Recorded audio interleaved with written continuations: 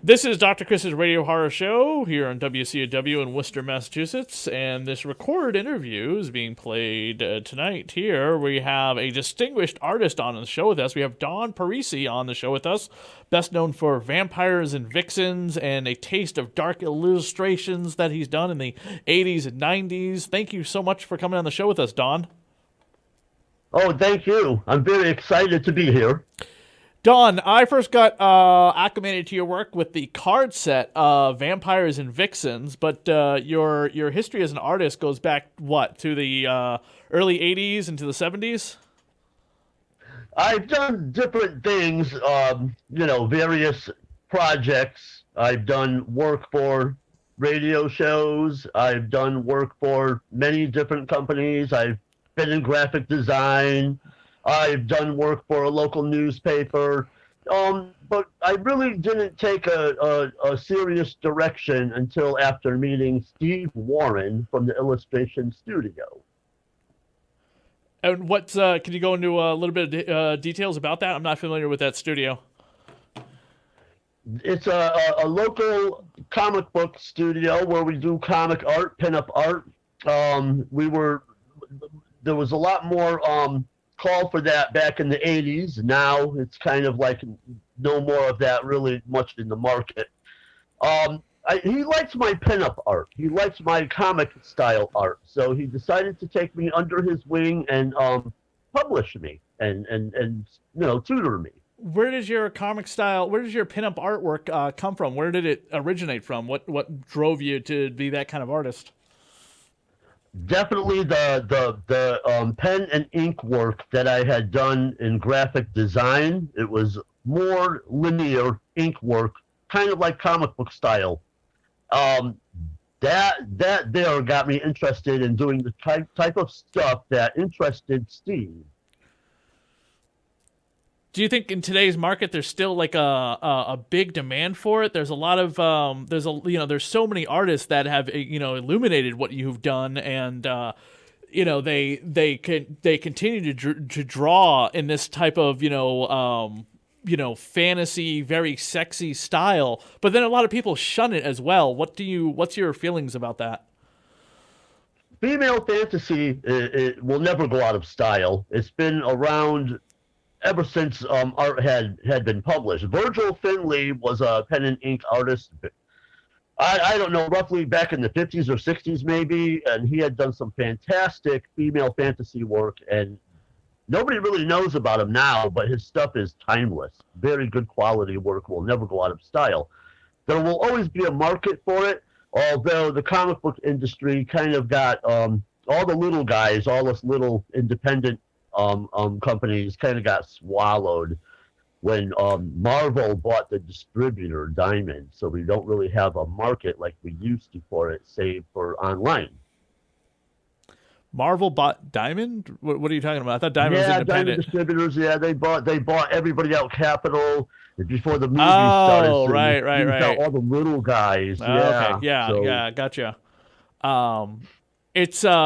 It's probably the most like hyper detailed artwork I've seen in many years, and there's not a lot of artists that do it this way.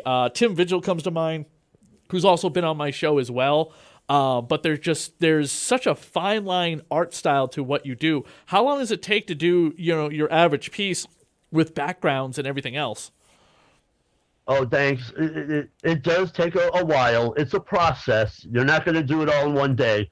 I've come up with systems to work on various parts of the piece at a time so that it's not so overwhelming. How many hours a day do you spend on a piece of artwork? Oh, a good hour to 2 hours a day, and then when I'm finishing up a project, I'll go whole hog, and the whole weekend I'll work on it. What came? Excuse me. How did the trading cards come about? Because that's the coolest part. You get all your artwork in these little tiny cards. But how did the trading cards come about? Well, the market for trading cards, there was a big wave of it in the Oh 80s. yeah. Oh god, yeah. And, non-sports cards and all kinds of stuff, and we jumped on board. Probably a little bit too late. We caught some of that wave. We did have a lot of success with the cards. The cards were good. And then it fizzed out, and that's the way it was. We tried to do another set, Fatal Beauty. It didn't do as well as Vampires and Vixens, but it did do good. Did okay. We did swimsuits and mermaids. We did some vampire cards. The cards did okay, but like I said, we kind of caught the tail end of that market, so we didn't really, make the big splash we needed. Was there a do you know how many sets sold of the Vampires and Vixens versus the Dark Fantasy? Not exactly. I'm not certain exactly how many sets we did sell. We didn't sell them all out. We still have a few here and there in stock, but that was probably the top seller of all the cards that I had done. What have you been doing for the last decade or so? Because I haven't seen a lot of your artwork pop up here and there in the last, let's say several years. Well, I kind of figured that since the card market fizzed out and the pinup market wasn't that great, that maybe I would try a stab at writing a comic book mini-series and put one of my bad girls to work, so to speak. So I came up with a chick who could control hordes of zombies called Sepulcher, which is just another name for a tomb or a coffin. And that did okay. It didn't get the limelight that it really deserved, but I did really well selling them at shows throughout the New England area. It took fire that way when I had actual physical product in my hand to sign and sell. I did okay. But I myself personally would like to see it reprinted again. The the Vampire Vixen card set or the other one? No, oh sure, that too, and the Sepulcher mini-series, because they will sell. Fatal Beauty is the other one that I'm pretty familiar with. Yep, that one's a nice set too. An interesting aspect to that card set is there's a lot of puzzle cards in it, where you can collect cards and put them all together to make one huge image. That was a pretty cool thing. What's really funny is the back of the Vampire and Vixen card set is a giant interview. Every card's like a question about your life, in an interview format. I thought that was very unique. I'd never seen that done with almost any other card set before. That was Steve's idea. That was a stellar idea. Yeah, some of the questions are regarding just like personal life stuff and things that you're interested in, and not to do with the cards themselves. Oh, I play guitar on my free time. I'm a big fan of Richie Blackmore. I really like his guitar style. I think the guy's a genius on the guitar. So I pluck along some old Deep Purple tunes every day just to get the steam out, and I'm not half as good as I think I am, maybe or not, but I love to do it. It's fun. I used to ride a 10-speed a lot. That was something I used to like to do. I like to read. I like to watch Netflix. I have a woman working with me on some artwork that we're coming up with our own line of fantasy art that you'll be seeing. We're working together in a collaborative effort with her will help speed up the process of producing much more. She's really good, and she works really good with me. So you'll be seeing some of her. That's awesome. Work with mine. Cool. I found the one you were talking about, Sepulcher. Is that how you pronounce it? Sepulcher. So, yes. I don't know if it's Sepulcher. I pronounce it myself Sepulcher. It's got a very H.R. Giger style to it. That's what I was looking for. I was looking for that mad detail, I was really inspired by Faust, that underground comic. Yeah, by Tim Vigil. Yeah, and the detail in that was like amazing. I saw that and I was like, oh my god, I want to do something just like that. That's so cool. I love detail. What's funny is that Vlada, a Dracula Tale, which is the graphic novel I put out last year, we kickstarted it in 2020 and then put it out last year. We had Tim Vigil covers for both the comic book and the graphic novel. Oh right. Yeah, he great. He gave us permission, worked out something, and we used the cover for the Kickstarter was only for the Kickstarter, so that's no longer in print. But the comic book still has a cover by him on it, so it's pretty popular. Incredible detail in that picture too. Yeah, it is incredible detail, and Ken Hunt, who's my artist for Vlada, owes a lot inspiration to Tim Vigil as well as Bernie Wrightson, Bernie Wrightson's another, really great, fine line, gothic dark artist as well. Nice. Sisters of Darkness, that was another book that you did that I was really intrigued by. What was that about? I have not been able to, unfortunately, find copies of it. Well, Sisters of Darkness is a pen-up portfolio comic where, we portray in it, single plate art. There's no story, it's just art. Oh, okay.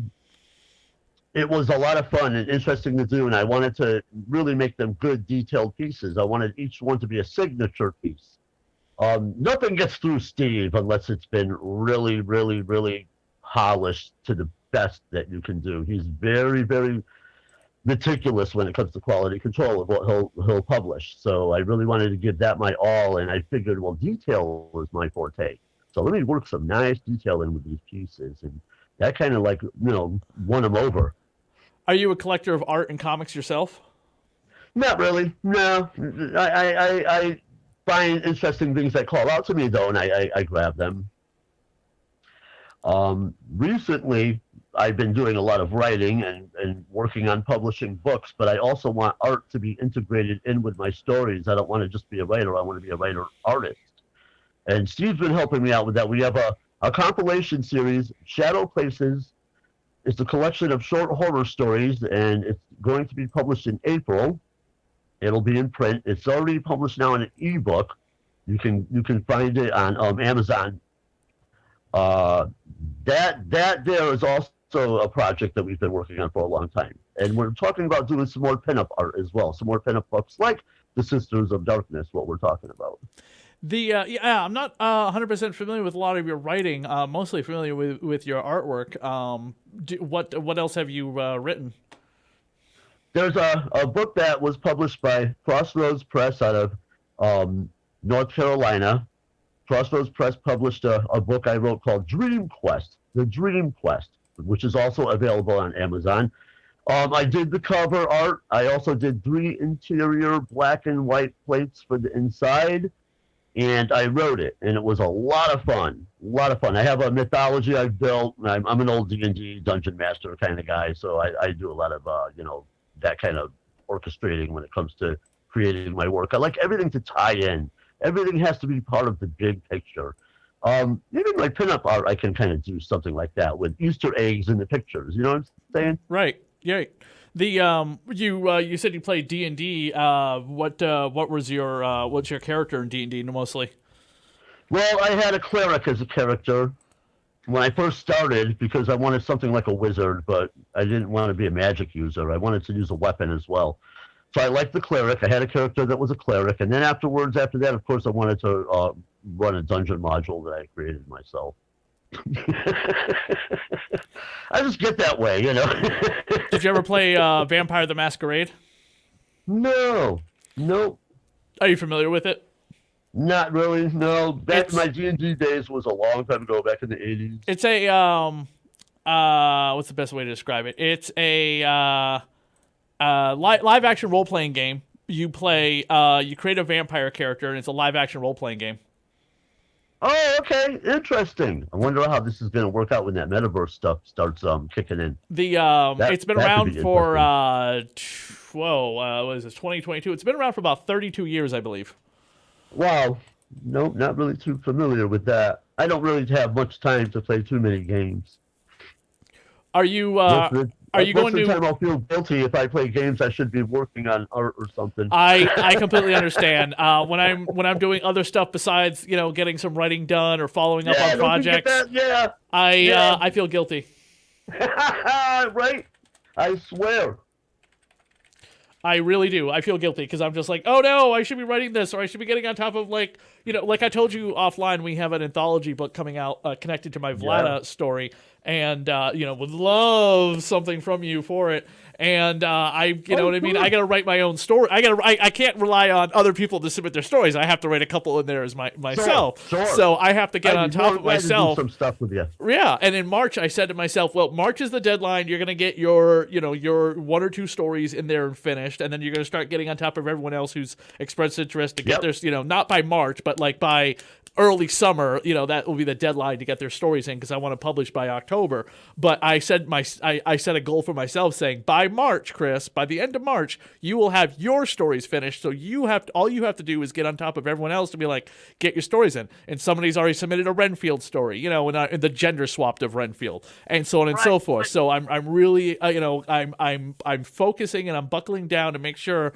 that I use my lunch breaks, which I don't normally eat. I don't eat lunch at work. I'm not a big lunch person. I'm a breakfast and dinner use person. The time for something else, like to work on a little project, a little something. Yeah, right. Yeah. A yogurt, a banana. That's totally fine for a midday lunch for me, and that way I can chow it down, eat the yogurt while I'm typing out my story a little bit at a time, and I'm not worrying about doing it when I come home from work. Jonathan Mayberry explained to me, like, he dedicates time to write, and then at a certain time he's done. He cannot write all the time. You hear about people doing that or whatever, they will drive themselves crazy. As an artist or a writer, sculptor, painter, whatever. If you want to work into the wee hours of the morning because you're passionate about it, that's totally fine. But at some point, you gotta stop working because you will drive yourself crazy. You have to eat. You have to do your laundry. You have to take care of business. You can't just play all the time. Yeah, that's true. Because that's what my art is like. My art is so much fun. I have so much fun with it. A lot of that attributes to the fact that I'm working on my own stuff, my own mythology. Like, don't get me wrong, I love working with Steve, but he is slow as can be. So I have completed a novel that I'm not publishing with him. I'm having an English teacher right now edit it for me. Oh, excellent. I've been fortunate enough to find a teacher to edit it.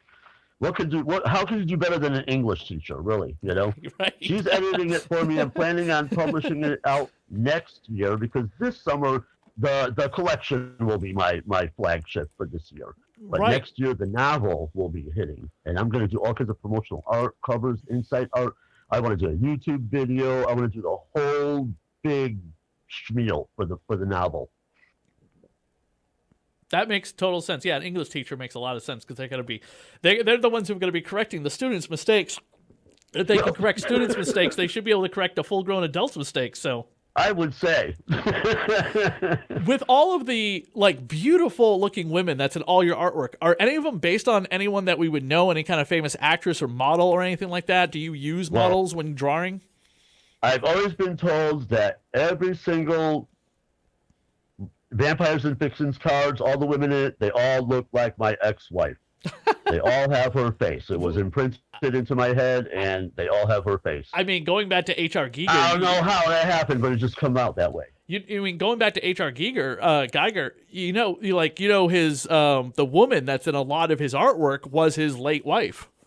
Yeah, that makes a lot of sense. I can relate to that. Because yeah, you see her every day, the imprint is in your mind. Yeah, so he based a lot of the artwork of the women, the face, especially the cover of Necronomicon, is his late wife. He's, that's gone on record to say that the woman in his artwork is his late wife. In honor of her. I don't know if he did it prior to her passing away or afterwards. But I was really inspired by that. I don't have a woman in my life to be able to do that for, but I have. We've done homages in certain ways here and there to actresses that I adore and love, with Vlada. So, our Van Helsing, by the way, who is a black female, is based off of Zoe, Gina Torres' character Zoe from the TV series Firefly. Sweet. Yes, and I was like, I've always loved this character Zoe. She's this kick butt female cowgirl in space, and Van Helsing's not a cowgirl in space, but I loved her look and her attitude, and I was just like, I love Gina Torres, and this is the one role I've always loved her for, and I had to diversify my cast because I didn't want it to be all just white, so I was just like, well, our Van Helsing's going to be a black female, and I'm going to base her off of this character that I absolutely love from Firefly. Right. So that's how it happens. You get an inspiration and it just sticks, Right. And you get that face imprinted in your head, and it's like that character just lives, comes alive, and has that face or look or whatever, ex-wife or character or somebody. I guess if I wasn't married, if I wanted to pick a character to draw, I kind of like, I think that I would go with somebody that kind of looks like the Wonder Woman lady there who played Wonder Woman years ago. What's her name? Gal Gadot? No, before her. Oh, Linda Carter. That's it, Linda Carter. I kind of always like that as a template to base my female fantasy figures on. the black coal hair was easy to draw.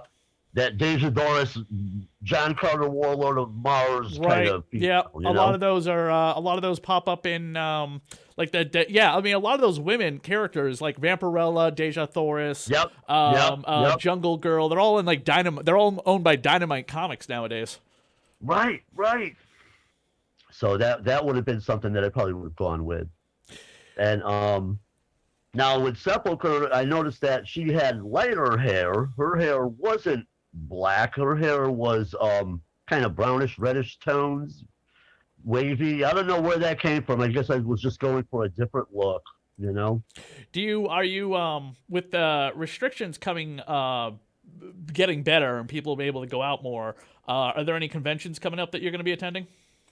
I haven't heard of none. I'm going to see if they're still going to do that show in Hartford, the book show this summer. Maybe I could do that again. I'm going to talk to Steve and see if we can contact anybody and see if there's anything going on to do some promoting. But I am interested in making some personal appearances at some places, even to sign some books or talk or anything. Yeah, that would be fantastic. There's a couple of horror cons in the area around here, as well as Comic Cons such as like Wicked Con as well and Rhode Island Comic Con. That would definitely be up your alley to attend. Oh, sweet! That would be something I'm going to definitely be looking into. Yeah, definitely look into shoot, I forgot the name. Monster Expo would definitely be a con to look into. They're in they're near Fall River area. That they're so the coastline, Massachusetts. Nice, nice. Oh, okay, yeah, down by like the Dartmouth area and stuff. Yeah. Kind of down where it bends down around Rhode Island. You go cut across Rhode Island, you get into down there, that area. Hey, isn't that like where Innsmouth is? H.P. Lovecraft territory. Yeah. So yeah, something like that. Nice. Very cool. Very cool. But yeah, so I was just talking to Steve earlier today, and we're gonna meet. We're gonna come up with some new projects. We're always trying to come up with another way to invent the wheel. So you'll see more out of us. That's cool. That's cool. Where can people find you online, Don, if they want to get artwork from you or contact you? Oh, definitely Facebook. Go ahead and send me a message, and we can work on hooking you up. Cool. Also, the illustration studio also still has available. You go to the blog to find some stuff. The illustration studio blog. Also Amazon.com. You'll find my books, my ebooks, and my printed books on that. Just plug my name, and sooner or later it'll come up. Shadow Places collection or the Dream Quest book. That's probably. There's also, if you just Google my name, you'll find a lot of retail outlets. Comic shops, comic sellers. People that have bought stock of my stuff years ago and are selling it now, signed stuff. I mean, they're a little pricey. They hike the price up, but you can find stuff there too. And eBay. Excellent, Don. Well, thank you so much for coming on the show to talk a little bit about your history and art and everything else. Oh, it was all my pleasure. Thank you.